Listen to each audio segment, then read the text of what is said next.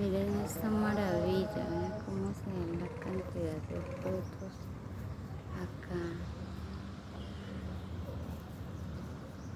de este árbol.